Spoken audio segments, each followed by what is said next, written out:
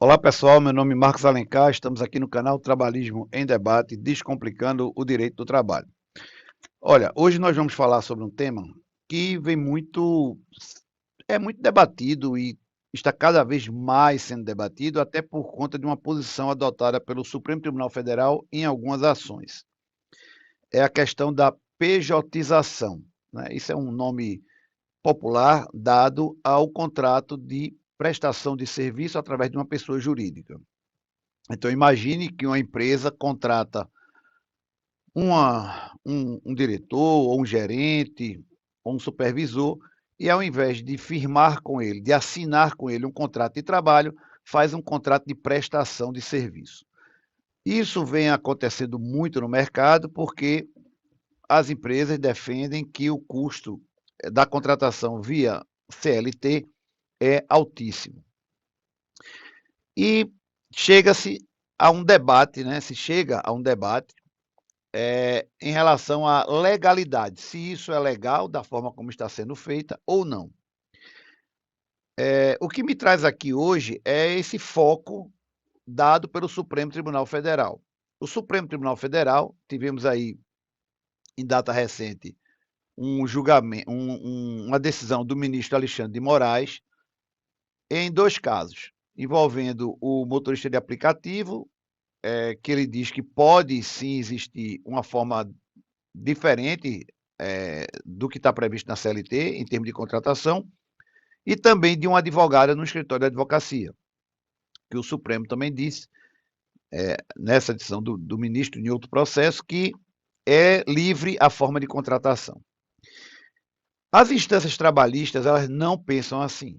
É importante dizer isso e também deixar claro que nós vivemos num ambiente jurídico brasileiro que é um dos mais inseguros do mundo.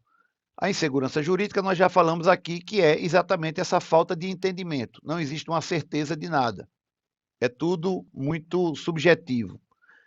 E as empresas, quando adotam um caminho, às vezes são surpreendidas por graves condenações trabalhistas, né, em termos financeiros. Então, acho que a primeira coisa, a gente tem que fazer uma diferença aqui do que é o prestador de serviço na sua origem para o empregado. O prestador de serviço, eu costumo citar a figura do contador da empresa, porque quase toda empresa tem um contador. A relação daquela empresa com o seu contador, que trabalha externo, trabalha de forma autônoma, tem outros clientes, a agenda dele, desculpe, tem que se ajustar com a da empresa,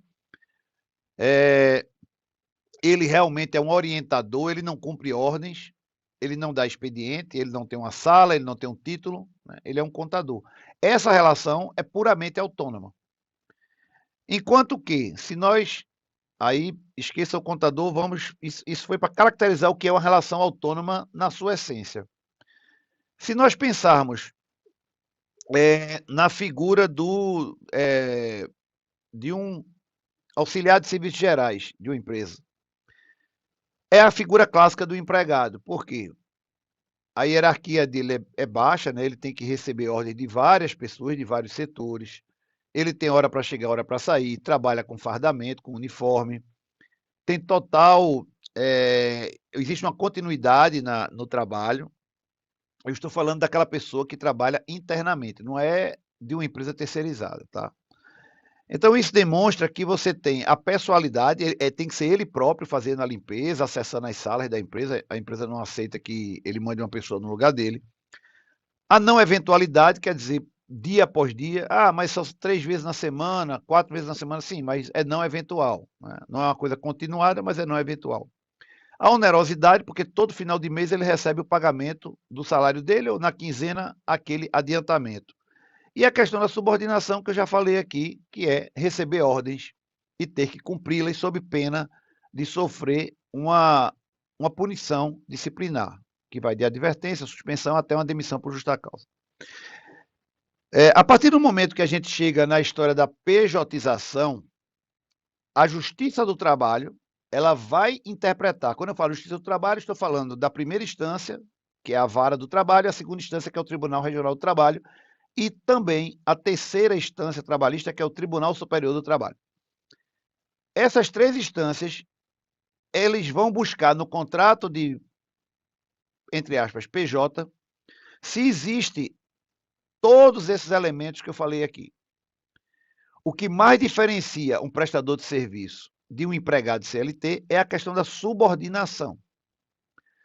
A lei também não prevê a questão da exclusividade, isso não está dito na lei. Mas quando não se tem exclusividade no atendimento daquele, entre aspas, cliente, entende-se que o prestador de serviço realmente é um autônomo. Se nós formos avaliar a questão com maior praticidade, primeiro, imagine um prestador de serviço, um consultor de uma empresa, mas que ele tem outros clientes. Então, ele não tem uma exclusividade. E o que ele ganha na empresa não é a única fonte de renda dele. Ele tem outras fontes de renda. Quando você puxa da empresa dele, do prestador, a relação dos últimos 12 meses de emissão de notas fiscais, você vê que ele emitiu nota fiscal para várias empresas, para vários clientes ou contratos. Então, isso demonstra que realmente ele é uma pessoa autônoma, que ele tem uma autonomia. A partir do momento que eu analiso um contrato de PJ, estou analisando sob a ótica da Justiça do Trabalho, né? É importante lembrar isso. Depois eu vou falar do Supremo. Se nós analisarmos pela ótica da Justiça do Trabalho, qual a visão do juiz trabalhista? Ele vai procurar, primeiro ponto, se esse prestador pode se fazer substituir, se ele trabalha com equipe ou se ele é sozinho. Segundo ponto, se ele dá expediente, se ele tem uma sala, se ele tem benefícios por parte da empresa, tipo plano de saúde, política de premiação, cartão de alimentação, vale alimentação ou vale refeição, auxílio combustível, alguma ajuda de custo, porque isso é característica do contrato de trabalho. O outro ponto que o juiz trabalhista ele examina é a questão do pagamento. Como é que o pagamento acontece? Se for um pagamento fixo mensal, é muito similar ao pagamento de um salário. Isso também é um ponto que demonstra que aquele contrato de prestação de serviço é uma fraude. E, por último, a subordinação, que hoje, com o uso amplo da ferramenta de WhatsApp, de e-mail, se comprova com total facilidade, porque se prova que, quando há esse tipo de litígio, como era essa relação.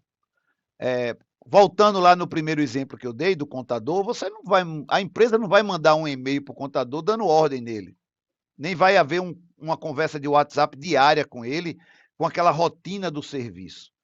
Então, imagine, vamos aqui exemplificar, que entre aspas, prestador de serviço, gerente de logística de uma empresa, ele vai provar com extrema facilidade, se ele não era um mero consultor, mas se era assim um empregado disfarçado de pessoa jurídica, que aquele contrato era uma fraude, porque ele vai trazer a troca de mensagens, a assinatura de notas fiscais, de entrega, a solução de problemas corriqueiros da empresa, que é inerente à figura de um empregado e não de um prestador, de um consultor. Então, existe essa fragilidade. Então, concluindo aqui, a Justiça do Trabalho, ela continua tradicionalmente analisando a questão sob essa ótica. Se houver pessoalidade, onerosidade, não eventualidade e a subordinação, que aí eu trago aqui junto a exclusividade, certamente o contrato de pessoa jurídica vai ser anulado numa reclamação trabalhista e a empresa vai ter que pagar todos os direitos que estão previstos na CLT. Em relação ao Supremo Tribunal Federal, ainda não se firmou uma posição, mas a tendência é muito clara do Supremo.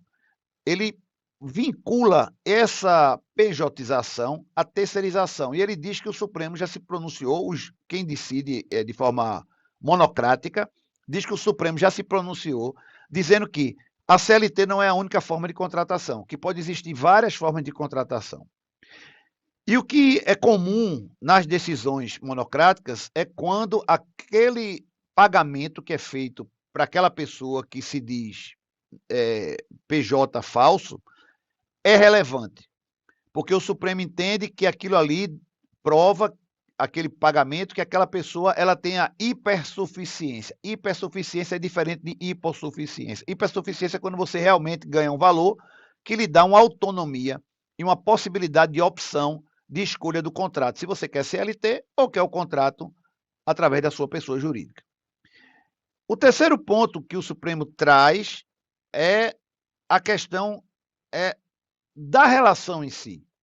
Esse caso da advogada que eu mencionei aqui, o trabalho de um advogado, ele é, na essência, a profissão da advocacia é um prestador de serviço, é um autônomo.